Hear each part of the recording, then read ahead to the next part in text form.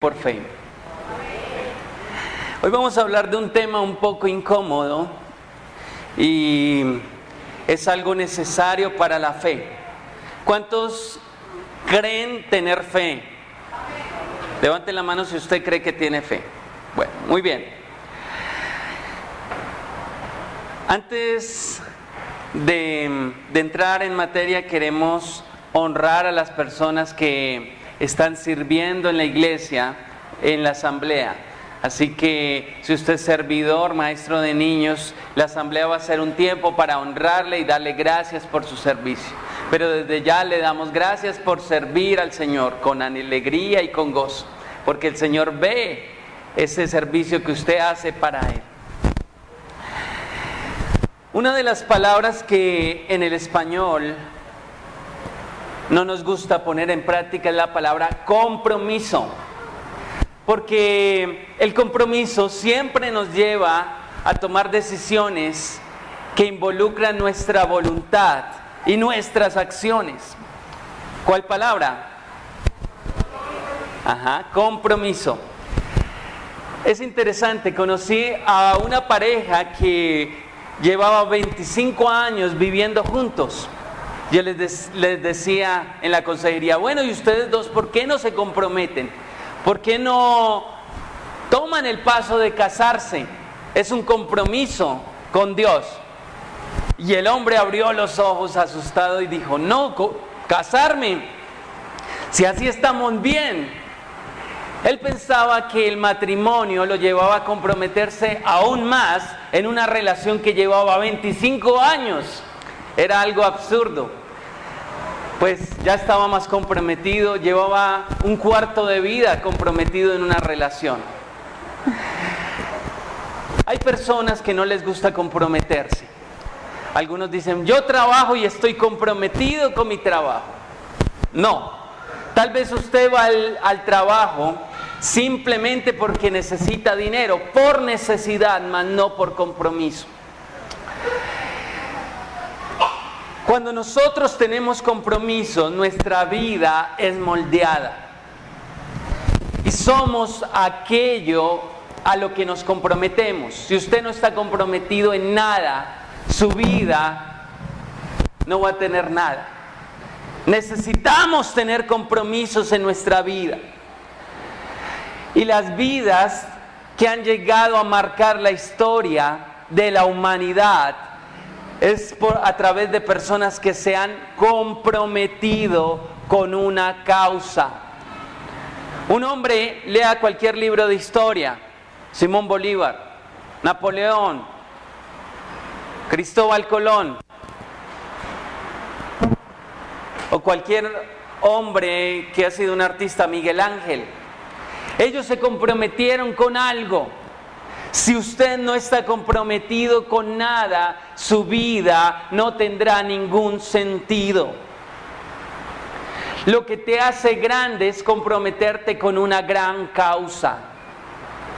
Por eso muchas veces en las predicaciones les he dicho que un gran compromiso con la gran comisión y con el gran mandamiento hará una gran iglesia. Amén. ¿Cuál es el gran mandamiento? Amar a Dios sobre todas las cosas y a mi prójimo como a mí mismo. ¿Y cuál es la gran comisión? Mateo 28:19. Ir a todo el mundo y hacer discípulos. Un gran compromiso con la gran comisión y con el gran mandamiento hará una gran iglesia, pero hará también un gran cristiano. Si usted se compromete con el gran mandamiento y con la gran comisión, será una gran persona. Será una persona que cambiará la historia. Algunas veces, comprometernos con algo grande es lo único que nos va a llevar a grandes cosas. Pero para comprometernos con algo, también necesitamos comprometernos con personas. Usted no puede comprometerse con algo sin tener un compromiso con otras personas, porque probablemente eso grande que usted va a ser difícil llevarlo a cabo si no tienes la ayuda de otras personas. Y hoy vamos a hablar de 5 compromisos que necesitas para que tu fe sea real. ¿Por qué? Porque no basta solo con creer. Santiago dice, la fe sin obras ¿es qué? Muerta. ¿Es qué? Muerta. Necesitamos tener fe, creer, pero también comprometernos. Cuando te comprometes, la fe empieza a tomar sentido, empieza a activarse en nuestras vidas. La Biblia nos dice en Isaías 40, vamos a abrir la Biblia en Isaías 40, versículo 31.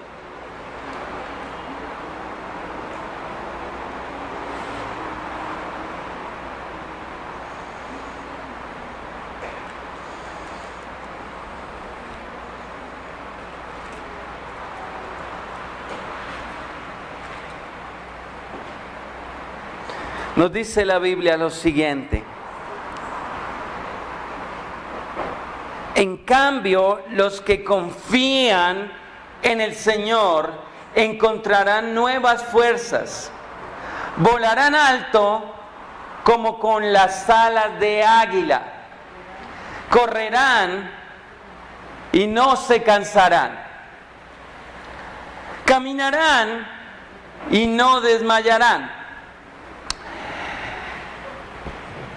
Este pasaje nos habla del primer compromiso en nuestras vidas, el primer compromiso necesario en todo hijo de Dios. Y el primer compromiso habla de los que confían en el Señor. La palabra aquí en hebreo confiar es yará, y es una palabra semejante a alabar, a adorar, de donde se deriva adorar y alabar. Eso nos lleva a que debo unirme a otros en adoración. Algunos dicen, qué compromiso tan sencillo. El primer compromiso para activar tu fe es comprometerte a adorar con otros, a Dios. Hay muchos que dicen, estoy demasiado cansado para ir al servicio dominical. Estoy agotado de una semana tremenda de trabajo.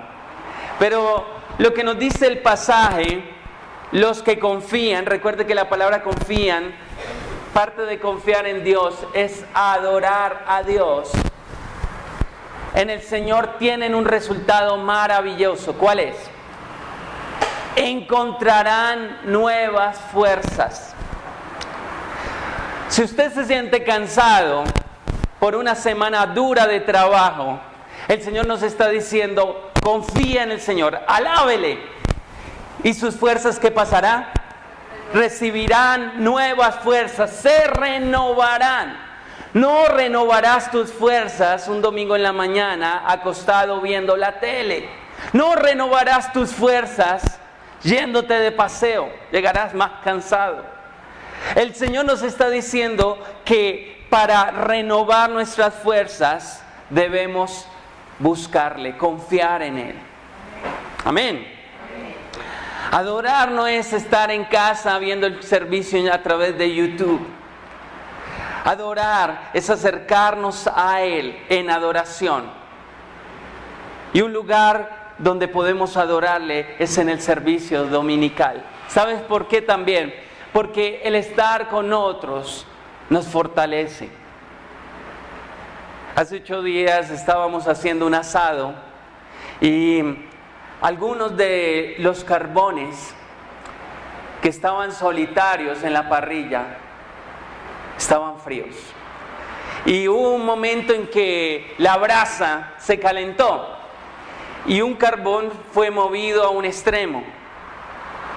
Y como no estaba con los otros carbones, se empezó a enfriar. Necesitamos del calor, necesitamos de estar unos con otros para calentarnos, porque cuando estamos aislados, lo más probable es que nos enfriemos. El enemigo quiere que usted no venga al culto.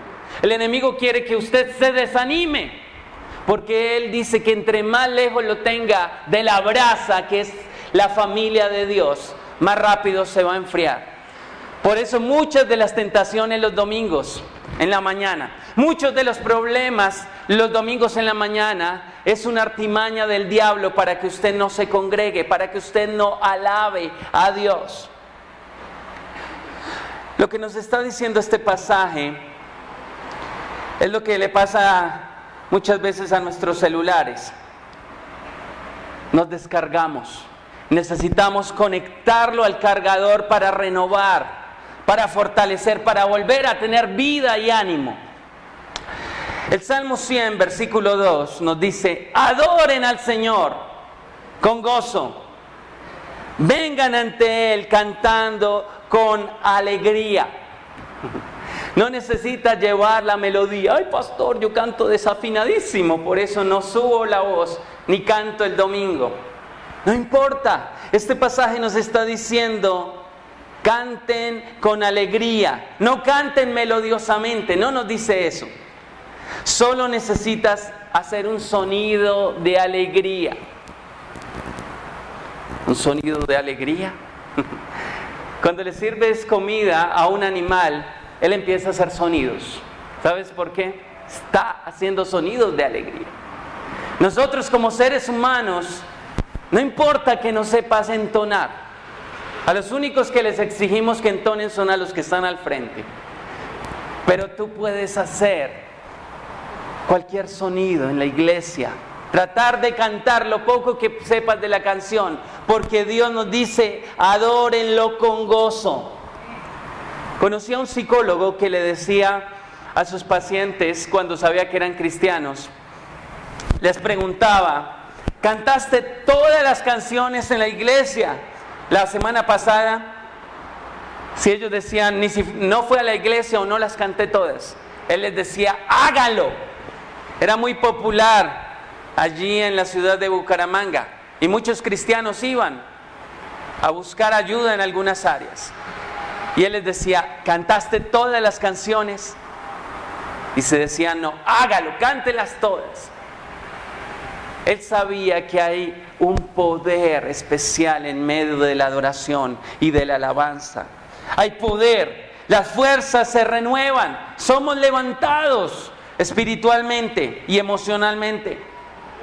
Algunos quieren llegar tarde. Yo llego a la parte más importante del servicio, al mensaje. Pero se han perdido una gran riqueza que fortalece el alma y el espíritu, y es la alabanza. Un segundo compromiso al que Dios quiere, ¿cuál es el primero? Que adoremos con los hermanos. Y un segundo compromiso que es vital para que tengas fe. Te voy a hacer una pregunta complementando lo del primero y te darás cuenta si es verdad. Busca algún familiar que sea cristiano y pregúntale: ¿cómo está tu relación con Dios? Si te dicen, pues ahí, a veces oro. La segunda pregunta que debes hacerle es: ¿te estás congregando? Te aseguro que va a decir no. Porque alguien que esté congregándose es alguien que está con el fuego del Espíritu Santo a flor de piel. Su relación con Dios fluye por los poros. Número 2, debo conectarme con otros, con compañerismo, es decir, con amistad. Por eso le quisimos poner al evento de jóvenes conectándonos. Porque parte de que a esta iglesia le faltan jóvenes es porque ellos no se están conectando con otros cristianos. Sus amigos no son amigos cristianos, son amigos de la escuela que no conocen a Jesús. Vamos a hacer un gran esfuerzo para que nuestros jóvenes empiecen a conectarse con otros que sean creyentes. Solo aprendemos quiénes somos a través de las relaciones. Si cuando naces no tienes ningún contacto con ningún otro ser humano, no vas a poder tener ningún tipo de identidad. Conocí el caso de una niña de 8 años que fue aislada completamente. Solo se acercaban para darle comida. Actuaba como un animal, hacía sonidos, pero no hablaba, ni siquiera caminaba normal. caminaba casi con sus brazos y sus piernas. No tenía identidad. Lo que nos da identidad como seres humanos es estar en contacto con otras personas. Fuimos hechos para estar unos con otros. Quienes crearon los monasterios tenían una idea errónea del plan de Dios. Necesitas tener amistades cristianas para edificarte. Eso no lo dice la Biblia. Romanos 12, 4 al 5. Así como nuestro cuerpo tiene muchas partes y cada parte tiene una función específica, el cuerpo de Cristo también. Nosotros somos las diversas partes de un solo cuerpo y nos pertenecemos los unos a los otros. Si por un momento mi oreja fuera cortada, pasaría algo con esa oreja. ¿Qué pasaría? Se pudre. Si una parte de mi cuerpo es quitada, esa parte muere. Debemos entender que Dios nos hizo con el propósito de hacer parte de una familia, de tener amistades en esa familia. Porque lo que está diciendo en la palabra el apóstol es que nos pertenecemos los unos a los otros. Mi oreja necesita del resto del cuerpo para tener vida. Mi ojo necesita del resto del cuerpo.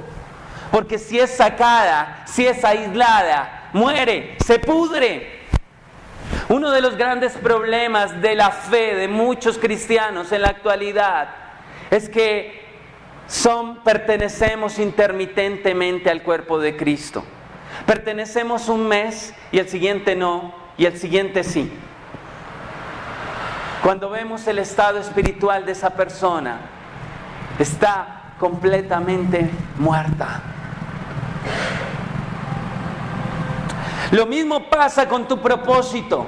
No puedes cumplir tu propósito a menos que estés conectado al cuerpo de Cristo. Si quieres tener fe, necesitas estar pegadito al cuerpo, anhelando, ¿para qué sirvo en este lugar? Cuando estamos en tiempo de grupos pequeños, los que estaban en grupos pequeños, se les veía el gozo a flor de piel. Se les veía venir con ánimo a la iglesia, porque es en un grupo pequeño donde puede tener edificación con otros. Por eso el plan de nosotros para el próximo año y el plan de Dios es que podamos ser más activos en grupos en las casas. Porque muchas veces vienes a la iglesia pero no hablas con nadie, no tienes contacto con otros cristianos. Queremos que tengas la oportunidad de contar tus problemas, que otros lloren cuando tú lloras, que otros se alegren cuando tú te alegras, que otros conozcan tus dificultades y puedan ser un apoyo para ti. Y eso es una forma que podemos lograrlo a través de los grupos. Efesios capítulo 2, versículo 16 nos dice lo siguiente. Cristo reconcilió a ambos grupos con Dios en un solo cuerpo por medio de su muerte en la cruz. Y la hostilidad que había entre nosotros quedó destruida.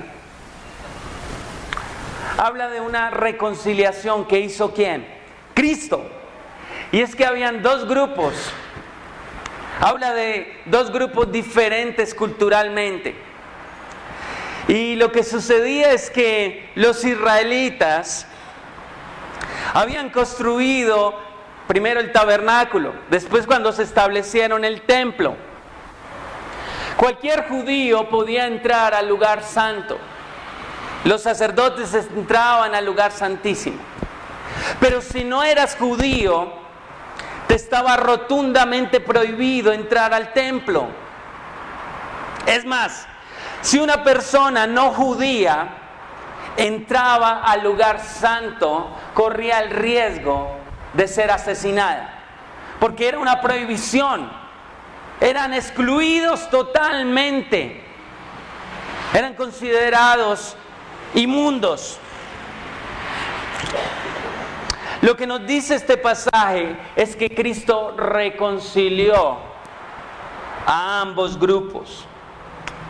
Si tú eres asiático, africano, norteamericano o del Medio Oriente, no podías entrar al templo, estabas excluido, había una barrera que te impedía ir. Y lo que Jesús hizo cuando murió en la cruz, no solamente rasgó el templo, el velo en dos.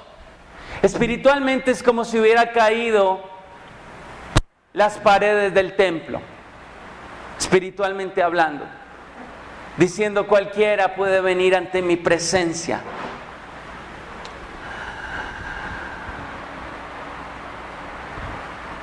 Lo que dice este pasaje es que no hay ninguna división. Él creó una familia en donde todas las razas son bienvenidas. ¿Y sabes cómo se llama esa familia? La iglesia. Aquí todos son bienvenidos. Aquí todos pueden conocer de Dios. Aquí no vamos a apedrear a alguien por su color de piel, por su idioma o incluso por sus tendencias. Dios ama al pecador, aunque no ame su pecado. Debemos aprender como iglesia a no ser exclusivistas, a no rechazar a ningún ser humano por su condición económica o por sus tendencias. Tenemos que hablarles del amor de Jesús. Y este es un lugar que Dios ha creado para hablar del amor de Jesús. ¿Cuántos lo creen? Amén. Un tercer compromiso, recordemos cuál fue el segundo. Debo conectarme con otros en amistad, en compañerismo en la iglesia. Un tercer compromiso, si necesitas realmente fe, es que debo servir con otros en un ministerio. Perdón, ese es el cuarto. Debo aprender de otros para crecer. Si la única persona de la que aprendes es de ti mismo, no eres una persona inteligente. Debes aprender de los demás. Esta semana estábamos en consejería con una pareja y le decíamos, ¿saben algo? Yo, el que predica al frente cada domingo, muchas veces he tenido que tomar la mano de mi esposa e ir a donde alguien y decirle, necesitamos consejería, necesitamos ayuda, porque no me las sé todas. Todos aquí necesitamos ayuda, todos aquí necesitamos buscar. Porque si creemos que podemos solucionarlo todo, estamos en graves problemas. Tú no puedes aprender algo estando completamente solo. Necesitas compartir con otras personas. Porque la Biblia nos habla del perdón. ¿Cómo vas a poner en práctica el perdón si no tienes con quién compartirlo? La Biblia nos habla del amor. ¿Cómo vas a poder practicar el amor si solamente vienes el domingo a la iglesia y vas y te encierras en tu casa toda la semana y no tienes contacto con ninguna otra persona? La fidelidad, la lealtad, nada de esto lo podrás aprender estando solo. Necesitas compartir con otros seres humanos, con otras personas. La mayoría de las características de Jesús solamente se pueden aprender cuando estamos en contacto con otras personas. No solamente viviendo con alguien en tu casa, necesitas más personas. Una de las metas de Dios para nosotros acá en la tierra es que nos parezcamos a Jesús. No nos podemos parecer a Jesús si no entramos en contacto con otros.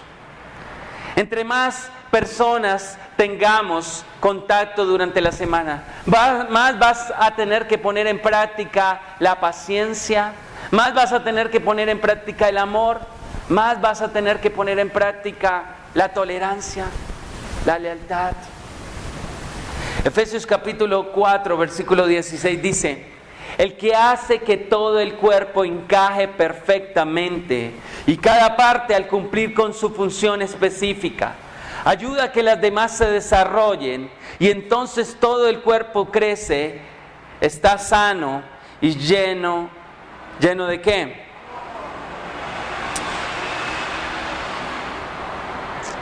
Lo que está diciendo este pasaje es que entre más te involucres con la familia de Dios, más vas a parecerte a Jesús. Entre más intentes relacionarte y hacer cosas por tu prójimo, más vas a parecerte a Jesús. Dios nos diseñó para necesitarnos mutuamente. Si mi mano no cumple la función de llevar la comida a la boca, el cuerpo va a sufrir. Si mi boca no cumple la función de mis dientes de masticar, mi cuerpo va a sufrir. Muchas veces sufrimos como iglesia porque no nos apoyamos mutuamente. Hay una hermana hospitalizada y solo 2 miembros de la familia pueden cuidarla. Y uno de ellos ayer me hablaba con las ojeras en los ojos, diciendo: estamos cansados, necesitan ayuda.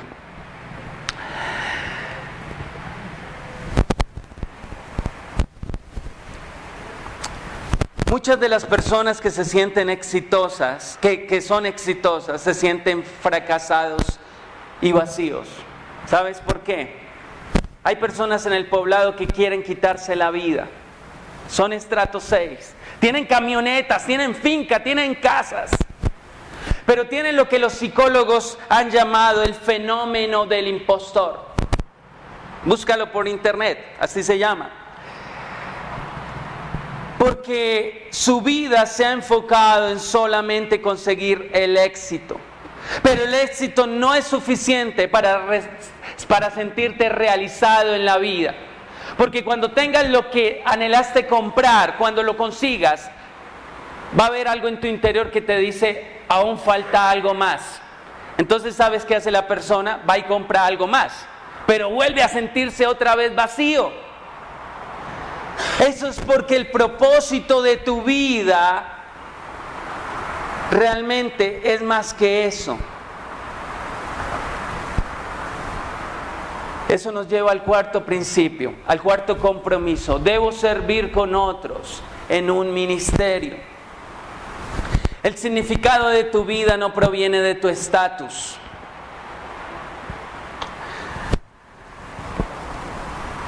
Algunos pensamos erróneamente en el pasado que el significado de nuestra vida provenía del logo que tenía nuestro auto, o del logo que tenía la camiseta que llevábamos puestas. Pensábamos que ese era el significado de nuestra vida. Y a veces lo usábamos porque eso nos hacía sentirnos importantes. Si yo tengo Lacoste, o si yo tengo Calvin Klein original, eso me va a hacer sentirme importante. Pero el estatus no da significado en la vida. Puede darte comodidad.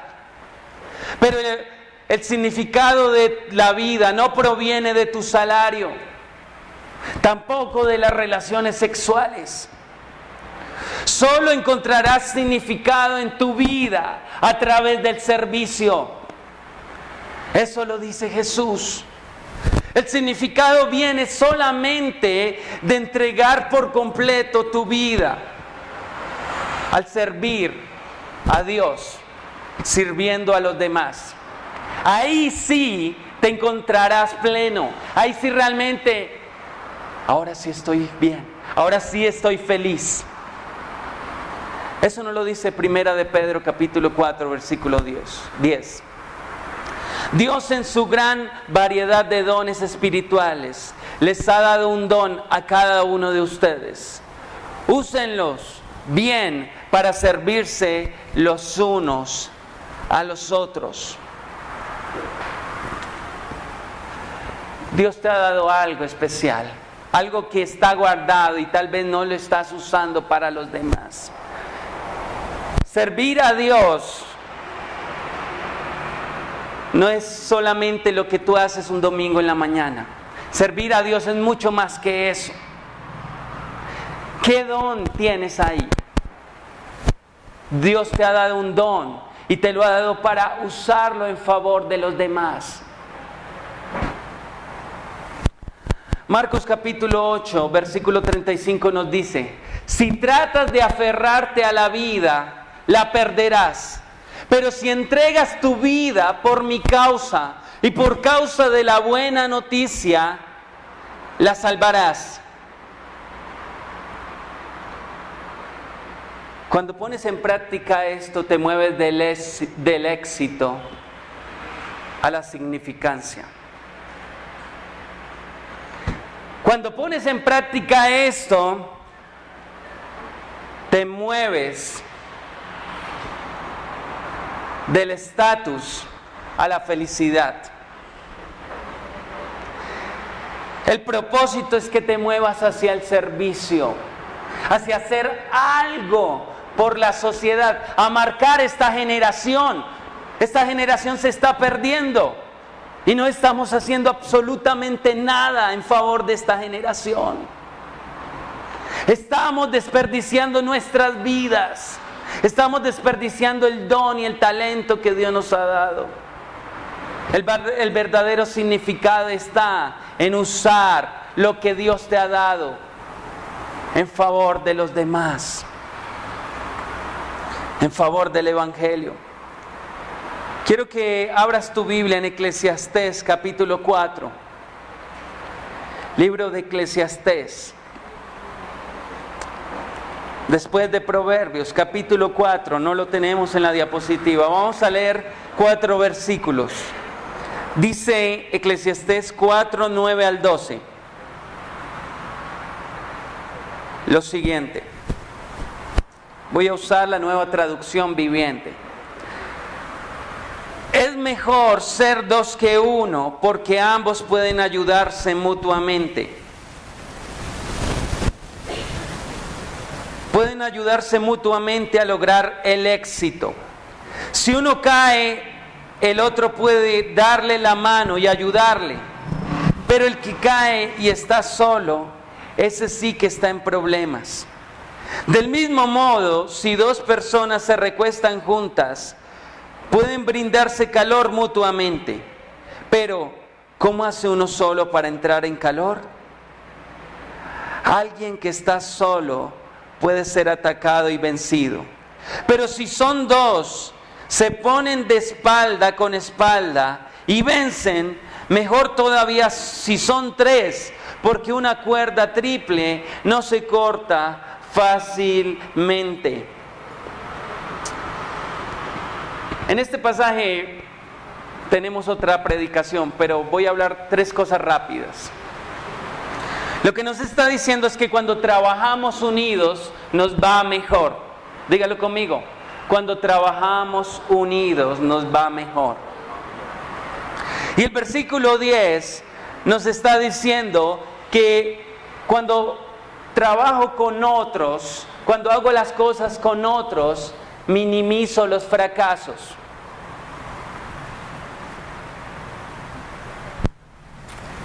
Si te está yendo mal, muchas veces no estás trabajando con otros.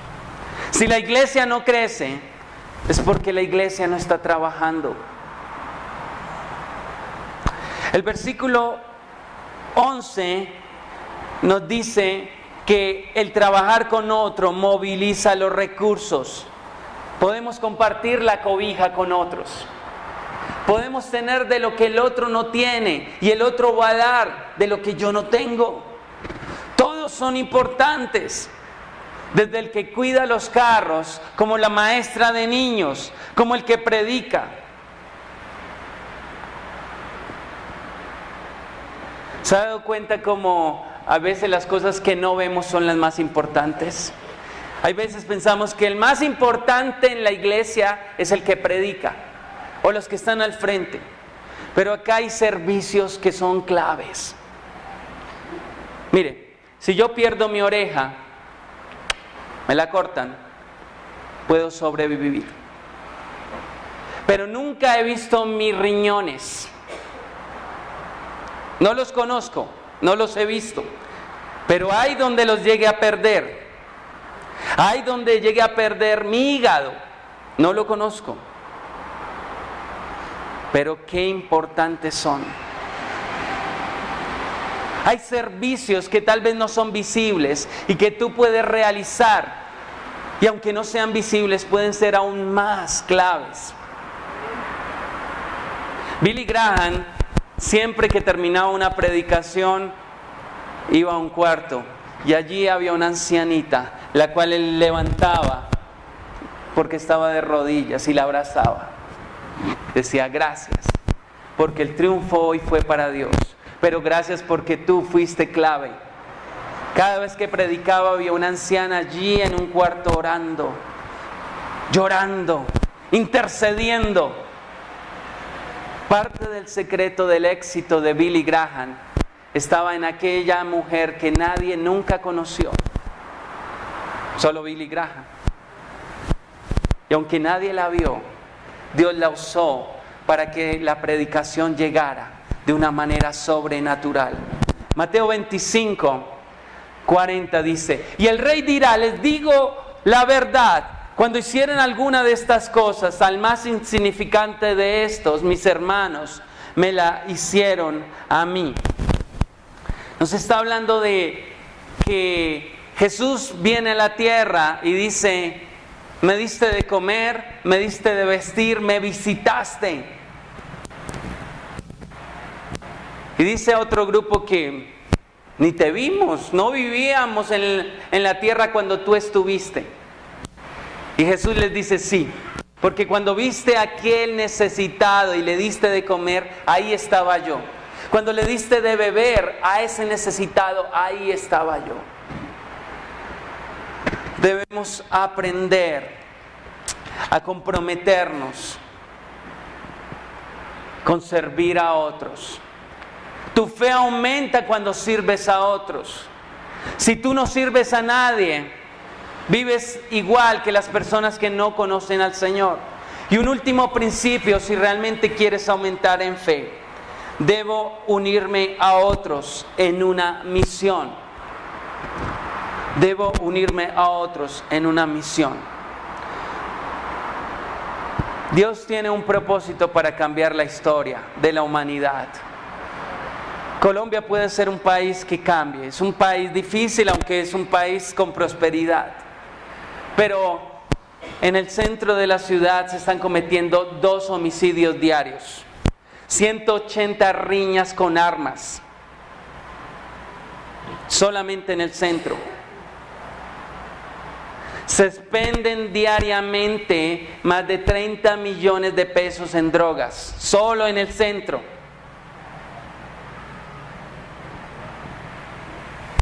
Si habláramos del resto de la ciudad, ¿cuánta gente está muriendo a diario? Las cifras son escandalosas. Quedaríamos con la boca abierta de lo que está pasando hoy. Nuestros jóvenes se están perdiendo. Somos la ciudad con más jóvenes en drogas. Dios quiere que tengamos un propósito, y ese propósito está relacionado con cambiar la historia de esta ciudad. Solamente si tú crees, el propósito de Dios para tu vida debe encajar con el propósito en la historia. Hay un propósito en la historia y un propósito en la vida. Algunos solo siguen su propósito en la vida.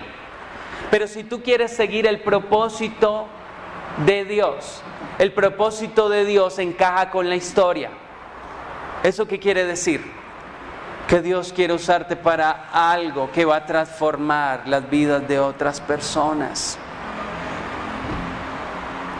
Él está constituyendo una familia. Y cuando tenga toda su familia reunida, cuando los tenga ya todos, dice: es el momento de reunirlos conmigo. Es el momento de encontrarme con ellos. Y tú eres parte del propósito de Dios para reunir a la familia, para que la familia esté completa. ¿Cuántos dicen amén?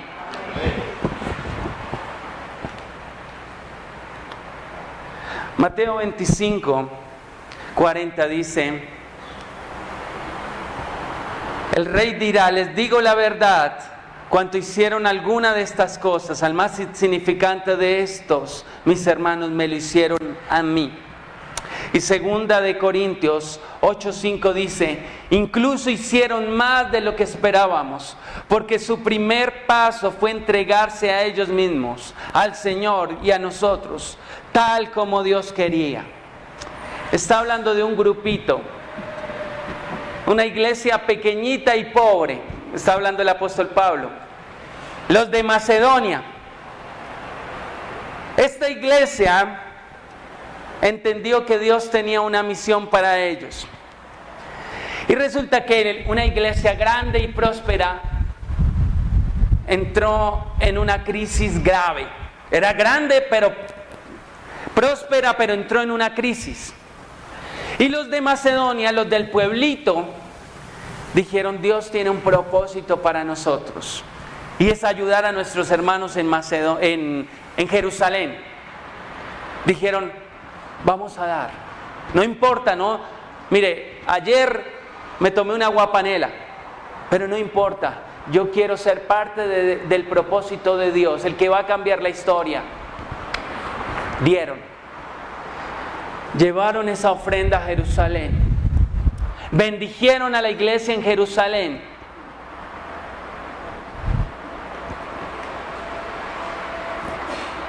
Acá están escritos.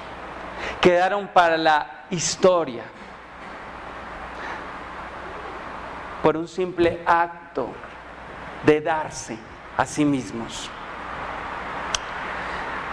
Quiero finalizar diciéndole algo.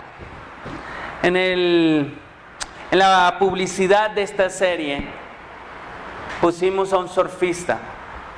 Muchos de ustedes lo vieron en el video. Y se puso un surfista con un propósito, porque surfear es uno de los pocos deportes que implica tres cosas importantes. Implica riesgo. Si juegas fútbol, el riesgo es de pronto que te pateen y te leccionen, pero no es tan riesgoso.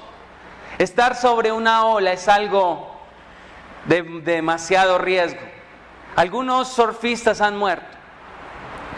Otra de las razones es porque cuando alguien surfea, se compromete con algo más poderoso que ellos mismos. ¿Qué es lo más poderoso a lo que un surfista se somete, se compromete? A la gran ola. Dice: sin la gran ola yo no soy capaz. Necesito una gran ola. Solamente crecemos si nos rendimos a algo más poderoso que nosotros mismos. Eso significa tomar riesgos. Y debes aprender a comprometerte a algo más poderoso que tú mismo, si quieres realmente marcar la historia. Vamos a orar. Padre, gracias te damos por tu palabra. Gracias porque muchas veces nos comprometemos con cosas que simplemente nos darán estatus, nos darán comodidad. Pero, Señor, queremos ser agentes de cambio. Creemos que nuestra familia, nuestra ciudad necesita de ti. Por eso hoy queremos recordar, Señor, estos 5 compromisos en esta mañana de los que tú nos has hablado. Ayúdanos a reunirnos siempre en adoración. Ayúdanos a creer que necesitamos de ese fuego, de esa presencia tuya. Que no es lo mismo estar viendo YouTube en la casa, que necesitamos de nuestros hermanos, Señor. Ayúdanos a tener amigos dentro de la iglesia. Ayúdanos a edificarnos, a tener compañeros de oración, a tener personas a las que le rindamos cuentas, a tener un amigo, 2 amigos, 3, a los que podamos servir también. Ayúdanos a crecer aprendiendo de otros. Ayúdanos a ser discípulos, Señor, porque eso es aprender de otros, ser discipulados. Gracias, Padre, porque tú has puesto esta familia espiritual en este lugar. Ayúdanos a comprometernos a servir en un ministerio. Ayúdanos a entender que tú nos has dado cosas para poder ayudar a la iglesia, tanto el domingo como durante la semana, Señor. Permite que podamos hacerlo y permite que nos unamos a tu misión, a llevar las buenas nuevas, a no parar de compartir de Jesús. Hoy nos ponemos en tus manos y te damos gracias. Te pedimos que cada persona que ha venido en esta mañana le ayudes a tener compromiso, porque es una de las cosas que más nos hacen falta, Señor, en la iglesia. Ayúdanos a comprometernos con lo que realmente vale la pena, a lo que va a cambiar la historia de esta generación. Nos disponemos en tus manos y te damos la honra y la gloria por los siglos de los siglos. Amén y amén. Said.